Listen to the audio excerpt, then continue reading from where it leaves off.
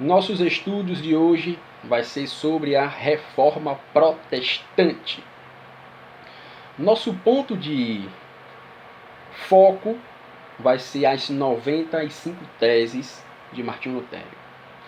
Nós iremos fazer um estudo sobre o impacto dessas 95 teses e depois nós iremos fazer um questionamento e logo em seguida encontrar uma síntese.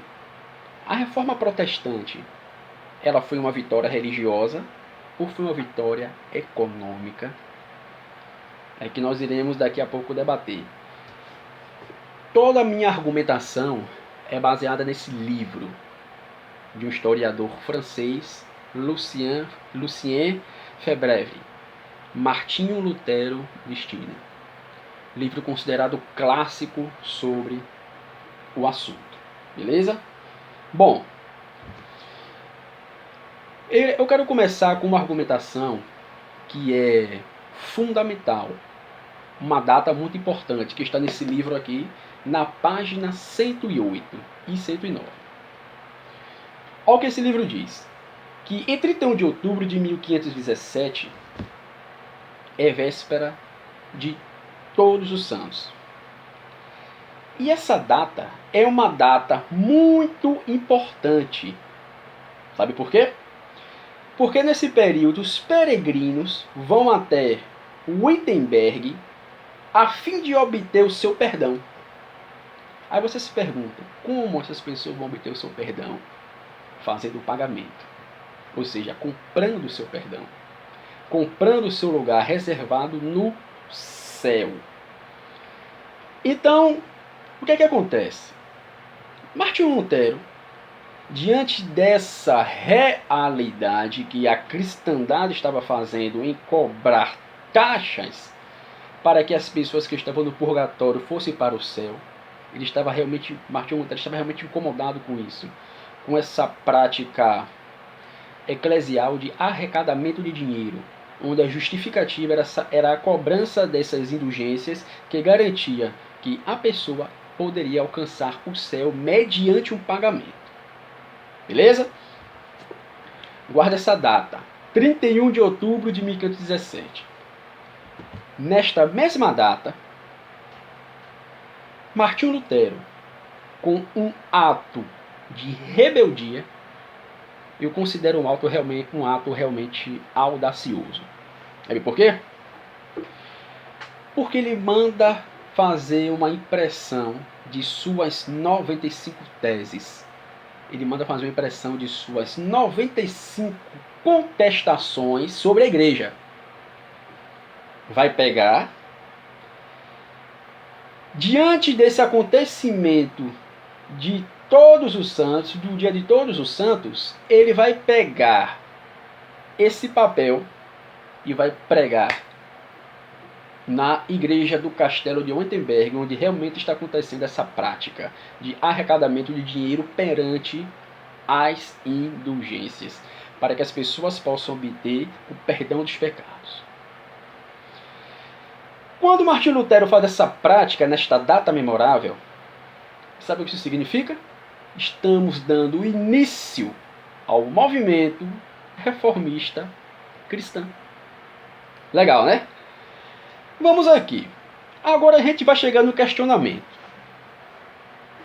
O que é que essas 95 teses têm tão de importante que chega a abalar o futuro eclesial? Eu posso afirmar deliberadamente que essa prática de Martinho Lutero foi uma prática revolucionária? Se alguém perguntasse, professor Luiz, você considera essa prática de Martinho Lutero uma prática revolucionária? Eu, sinceramente, iria responder sim, e também iria responder que não. Aí a curiosidade ia bater na frente. Ia dizer assim, como assim? Explique. Para que a gente possa entender essa minha resposta de sim e não, se foi revolucionário ou não, é necessário primeiro fazer uma comparação. Vamos lá. Existia um padre, que o nome dele era Jean Lallier. Além de padre, ele também era mestre em artes, licenciado em teologia, Em 1484, sabe o que ele fez? Ele fez ato inacreditável. Diante do Papa, ele disse o seguinte, que o Papa não tinha poder para remitir os peregrinos, tirando seus pecados, mediante indulgência. Ele disse, é como se dissesse, Papa, olha, você não tem capacidade para remitir pecado de ninguém. Essa era a afirmação de Jean Lelier. Está pensando que parou por aí? Não. Além disso, nosso amigo padre Lelier ainda afirmou o seguinte.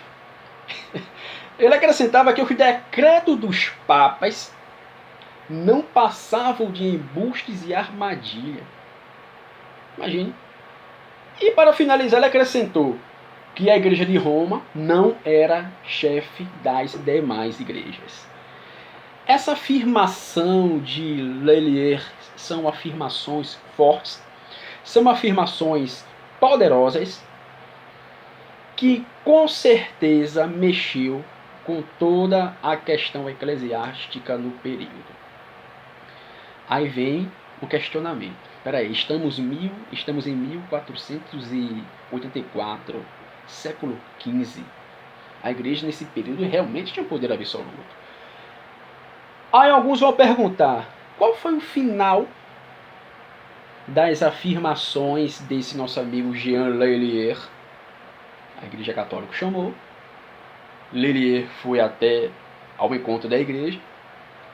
Então, ele disse o seguinte, tudo que eu falei, eu retiro. Tudo que eu falei sobre a igreja foram todas coisas da minha cabeça que eu estou arrependido. A igreja católica o aceita, então o perdoa. Então ele é o que? Absolvido. Não acontece nada com Jean de Lelier. Observe que a prática dele foi práticas muito fortes em relação à doutrina católica. Beleza? Vamos aqui. Colocamos de um lado Jean de Lelier sobre essas afirmações muito fortes contra a doutrina eclesial. Agora do outro lado temos Martinho Lutero. Vamos lá. Essas 95 teses de Martinho Lutero, em nenhum momento ele teve essa audácia de repetir nessas suas 95 afirmações algo comparado o que Jean de Lelier disse. Nem de perto ele chegou a fazer isso.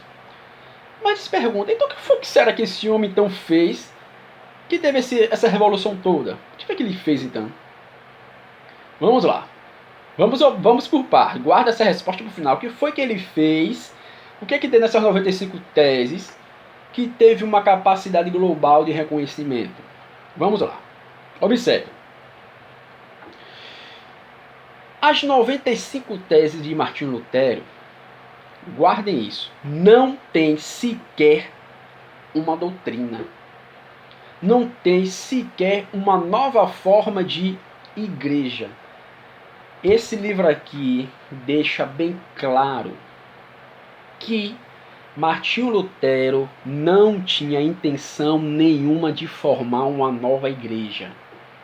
O que Martinho Lutero tinha era decepção, tristeza, vergonha de, enquanto monge agostiniano, padre, ir para o centro eclesial em Roma e lá se debater com atos pecaminosos, vergonhosos. Essas 95 teses de Martinho Lutero é como se fosse um desabafo que ele passou em Roma enquanto era jovem. Martinho Lutero está dizendo de uma forma simplista o seguinte: igreja, não façam mais essas práticas vergonhosas. Essas práticas vergonhosas eu deixo bem claro no vídeo que eu já gravei, que eu falo sobre a origem e a gênese e a origem da Reforma Protestante. Está lá essas argumentações de que eu falo, as vergonhas que Martinho Lutero vê em Roma.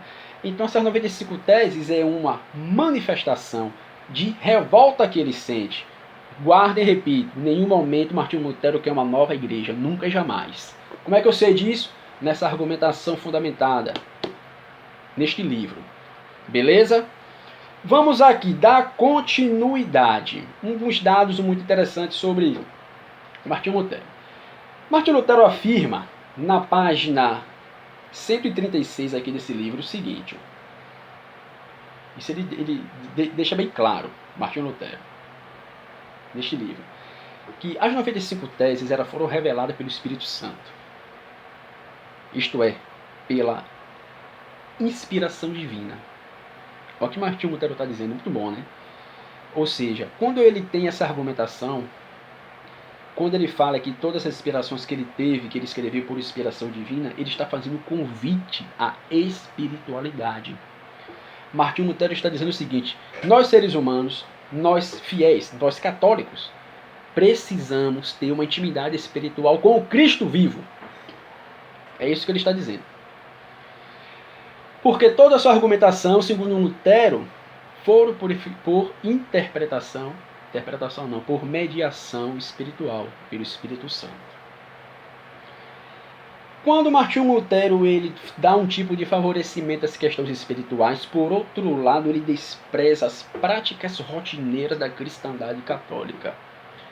O que ele vê lá em Roma é muito decepcionante. Então ele fica muito apegado, demasiadamente, sobre questões espirituais, porque ele percebe que uma doutrina voltada deliberadamente às questões da lei, somente na lei, e que não tem uma prática espiritual, de nada vale a pena. Não é isso? Vamos aqui, ó. Aí observe. Martinho Lutero, com essa perspectiva de cristandade baseada na interferência do Espírito Santo, ele faz uma separação clara sobre a lei da graça, quer dizer, ele separa dois aspectos: a obra da lei e a obra da graça. Olha o que ele afirma: toda obra da lei sem a graça tem a aparência de uma boa ação. É apenas aparência. Visto de perto não passa de um pecado. É isso que ele fala. Você pode observar que Martinho Lutero é um cara espiritualizado, um católico espiritualizado. Então ele continua, tá nesse livro aqui, ó. Na página 107, olha o que ele diz: que a boa lei que move o cristão não é a lei morta, e sim a lei viva, a prática, a espiritualidade. Tá aqui nesse livro. Beleza? Então você pode observar que Martinho Lutero está totalmente espiritualizado. Ele quer que a igreja faça algumas mudanças favoráveis para o seu bem comum. É só isso. Ele não quer fundar uma nova religião. É isso que ele quer. Novas práticas. Aí observe. Então, já que Martinho Lutero era tão espiritualizado, já que Martinho Lutero teve essa ideia revolucionária de acordo com espiritualidade avançada, então eu posso afirmar deliberadamente que a reforma protestante foi uma vitória religiosa. Quer dizer, eu posso dizer que Martinho Lutero teve adeptos realmente cristãos que gostaram do que ele disse. O que Martinho Lutero explicou das 95 teses foi legal. Ou seja, tem umas doutrinas eclesiais, tem umas doutrinas espiritualizadas muito boa. Então vamos apoiá-lo. Será que foi isso? A resposta é não. Martinho Lutero, ele só ganhou apoio para que a sua doutrina para que o seu movimento se transformasse em doutrina. Observe, para que o seu movimento se transformasse em doutrina, graças a uma classe chamada burguesia. A vitória da reforma protestante é uma vitória econômica. Como é que eu sei disso? Está aqui. Vamos lá. Vou narrar um caso que está aqui no livro. Observe. Uma pessoa, está aqui nesse livro, que o Lucien Febvre narra, que tivesse o desejo de abrir um negócio, lembrando que eu estou parafraseando algumas frases dele, viu? Vamos supor uma pessoa que quisesse abrir um negócio, ou seja, um comércio, a igreja determinava que o lucro obtido dessa atividade comercial deveria ser apenas para a sobrevivência do comerciante. Isto é, se você quer abrir um negócio, se você quer arrecadar lucros, a igreja determinava, olha, você não pode ter, além de sua própria sobrevivência, o excedente, o acúmulo, você não pode ter, é proibido. Segundo a prática da usura. A igreja justificava isso fundamentada na usura. Lembra dos 7 pecados capitais? Pois é, a usura está em um meio dessas argumentações que dizem, olha, você não pode ter além do que você necessita. Eu, igreja, posso, mas você não. Isso era o que a igreja dizia aos fiéis no período. Beleza? Vamos aqui. Então, o que acontece? Outra questão que era concernente, que a reforma protestante foi uma reforma voltada a questões econômicas do que religiosa em outro aspecto, o justo preço. Segundo a teoria do justo preço, o produto teria que ter boa qualidade e preço baixo, valorizando apenas o exclusivo interesse do consumidor. O que é que acontece? A nova classe que está surgindo da burguesia usa as 95 teses de Lutero como justificativa, ou seja, contra todas essas medidas.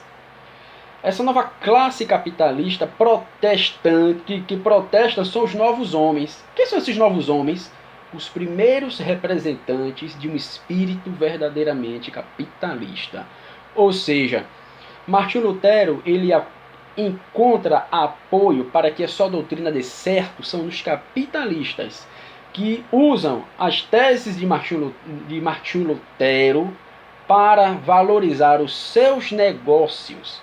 Então a igreja vai ter que ceder em algumas práticas, principalmente da usura. O que é que acontece? A igreja vai dizer, olha, vocês podem fazer seu comércio, eu vou repensar minha prática enquanto questões de usura, para que vocês também possam ter como participar na economia. O que é que acontece? Todo o apoio que Martinho Lutero adquire é totalmente voltada para os capitalistas. Como é que eu sei disso? Está aqui nesse livro. Esse livro afirma, clara, em alta voz, que a vitória reformista de Lutero não teve por base um apoio religioso, mas teve por base um apoio econômico financeiro do capitalista, que pegou em suas 95 teses uma justificativa para enriquecer. Beleza? Então, galera, espero que esteja gostado do nosso estudo sobre Martinho Lutero, baseado no livro de Lucien Febvre, e até a próxima. Até mais!